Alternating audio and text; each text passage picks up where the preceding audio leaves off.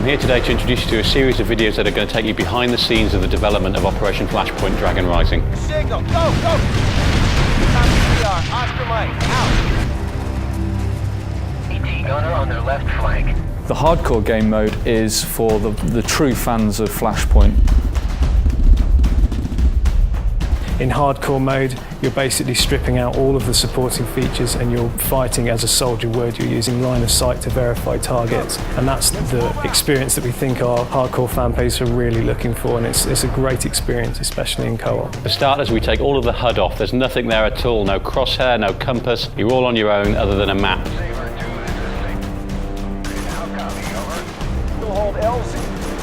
Okay, so a lot of people are wondering, why have we taken everything up on hardcore? Why don't you even have a compass? But after reading some of the feedback we got from the forums and some of the feedback from some of the people playing the game at E3, we made a conscious decision to strip everything out. It is hardcore, it's turning it right up to 11. What makes an Operation Flashpoint mission special is so open world in nature. In most games you're very drawn through a very narrow corridor, whereas in Operation Flashpoint you really are left open to translate your orders as you see fit. There's a lot of room for manoeuvre and to adapt your tactics on the fly to what's immediately in front of you. You could attack any objective from any direction you want to. As a result of this, the AI has to be able to react, it has to be able to carry out threat assessment, it has a morale system, it's checking what the player is doing and where the player is and how well armed they are. One of the things that we really tried to achieve in Operation Flashpoint was a level of realism with the military tactics used. We did a lot of work with the Marines, and we even got our hands on their playbook, which gave us an idea of the kind of plays that they use. These plays work in very much the same way as, say, an American football play. They have distinct strategies that they use at distinct moments.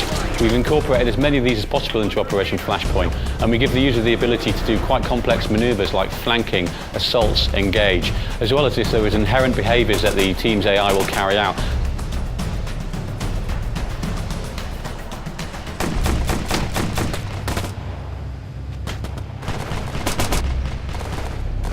In a typical mission, you're going to be using the same tactics that the US Marine Corps use in real life. You've got a fair, fine degree of control afforded by the command radial. As the fire team leader, you're really calling the shots.